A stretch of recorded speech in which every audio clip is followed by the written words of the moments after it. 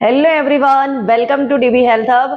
आज दुनिया भर में हार्ट अटैक के मामले बहुत सारे सामने आ रहे हैं और ऐसा क्यों हो रहा है।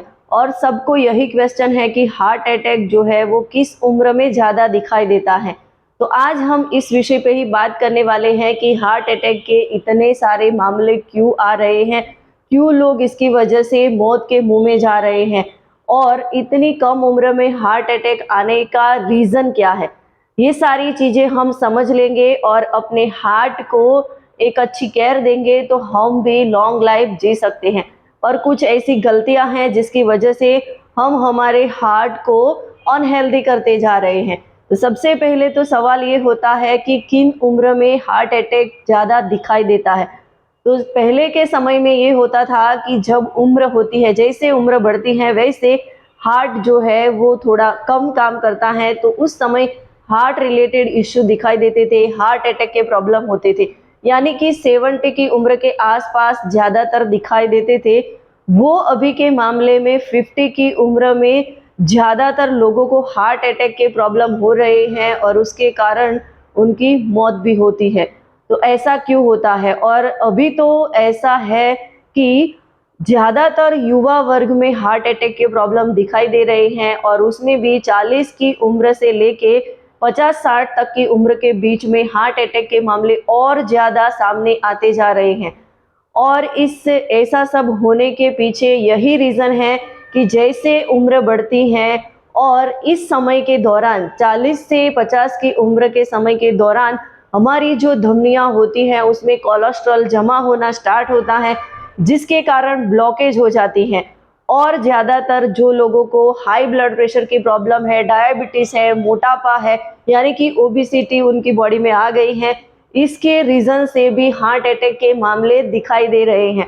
तो कहीं ना कहीं हमारी बॉडी में कुछ ऐसी प्रॉब्लम चल रही है कि जिसकी वजह से हार्ट अटैक के मामले सामने आ रहे हैं। और ज़्यादातर हमारी जो धमनियाँ होती है उसके अंदर बैड कोलेस्ट्रॉल जमा होने के कारण ही ब्लॉकेज हो जाती है और उसकी वजह से ब्लड सर्कुलेशन सही तरीके से हो नहीं पाता है और आर्टरी के अंदर ज़्यादा कोलेस्ट्रॉल जमा होने से, चर्बी जमा होने से हार्ट फेल हो जाता है, ब्लॉकेज हो जाती है। इसकी वजह से हार्ट अटैक के जो मामले हैं वो सामने आ रहे हैं। तो ऐसा ना हो, इसके लिए हमें क्या करना रहेगा? सबसे पहले तो हार्ट अटैक इतने ज़्यादा क्यों बढ़ गए हैं वो समझना ज़रूरी है, क्योंकि आजकल हम देख रहे हैं कि सबकी लाइफ इतनी फास्ट हो गई है, बिजी लाइफ है, किसी को कुछ मतलब टाइम भी नहीं मिलता है। और इतनी बिजी शेड्यूल वाली लाइफ में उनका खाना पीना, उनकी रहन सहन, उनका पूरे दिन का शेड्यूल, उनकी लाइफस्टाइल इतनी बैड होती जा रही है कि उनको समझ में ही नहीं आ रहा। और जब हार्ट अटैक आता है तब हमको लगता है कि ऐसा तो हमने कुछ किया ही नहीं है, हम कुछ ऐसा बाहर का खाते ही नहीं है, और कम उम्र में उसको हार्ट अटैक हो गया और उसकी मृत्यु हो गई। ऐसा इसीलिए होता है क्योंकि हमारी बैड हैबिट है, खाने पीने में हम ज़्यादातर जंक फूड लेते हैं, ऑयली चीज़ें ज़्यादा खाते हैं, पैकेट फूड का सहारा लेते हैं, रेडी टू इंस्टेंट होने वाले जो चीज़ें होती हैं उसको हम ज़्यादा मतलब यूज़ करते हैं। और ज़्यादातर हमारी लाइफस्टाइल खाने पीने की जो है वो अनहैबिट मतलब अनहेल्दी है, उसकी वजह से ही ज़्यादातर हमारी बॉडी में कोलेस्ट्रॉल बढ़ता जाता है और उसकी वजह से धमनियों में ब्लॉकेज होने लगता है, अच्छी तरीके से हार्ट पंप नहीं कर पाता है, ब्लड को शुद्ध नहीं कर पाता है। इसकी वजह से कहीं ना कहीं हमें हार्ट अटैक का प्रॉब्लम होता है, या तो ब्रेन रिलेटेड इश्यू आ जाते हैं, ब्रेन डेड हो जाता है। तो ऐसे प्रॉब्लम इसी वजह से होते हैं। तो हमें 35 की उम्र के बाद हमारे हार्ट को हेल्दी रखने के लिए कुछ हेल्दी टिप्स, हेल्दी हैबिट अपनानी पड़ेगी, क्योंकि ऐसा हम करेंगे तो कहीं ना कहीं हम हमारे हार्ट को हेल्दी रख पाएंगे। क्योंकि हमारी पूरी बॉडी का इंजन, पूरी बॉडी का मेन पार्ट जो है वो हार्ट है और वो तब सही तरीके से धड़कता है जब हम उसकी केयर करते हैं। हम उसकी केयर नहीं करेंगे तो हमें उससे बहुत नुकसान होने वाला है।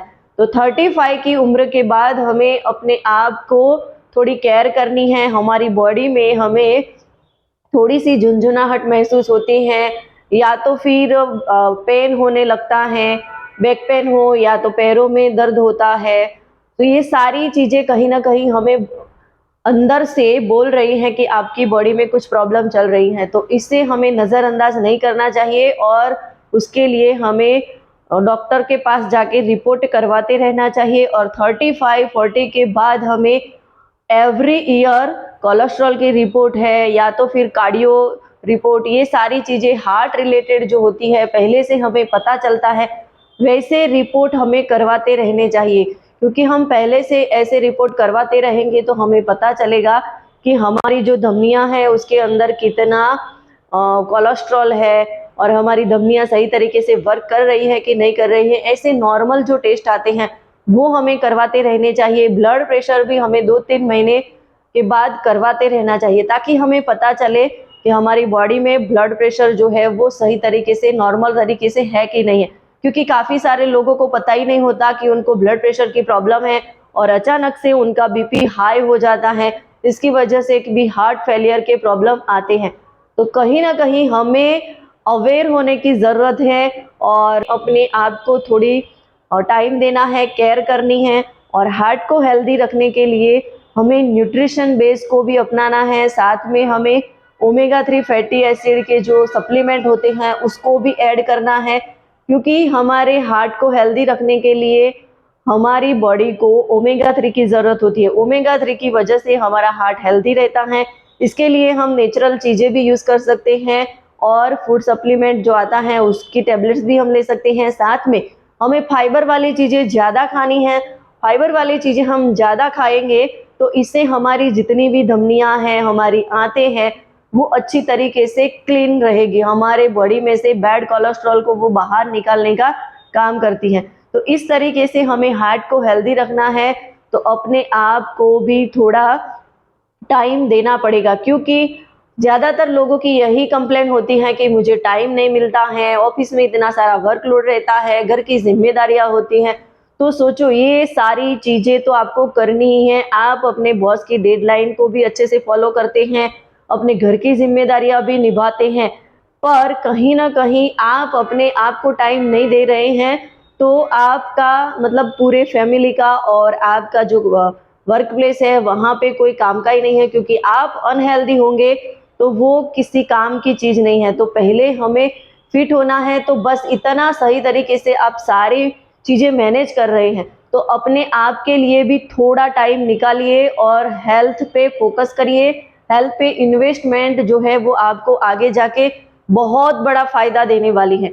तो इस तरीके से हमें अपने हार्ट को हेल्दी रखने के लिए कुछ चीज़ें हैं उस पर फोकस करना बहुत ज़रूरी है, ताकि हमें भी कम उम्र में ये सारी चीज़ें देखनी ना पड़े और हमारा हार्ट हेल्दी रहे।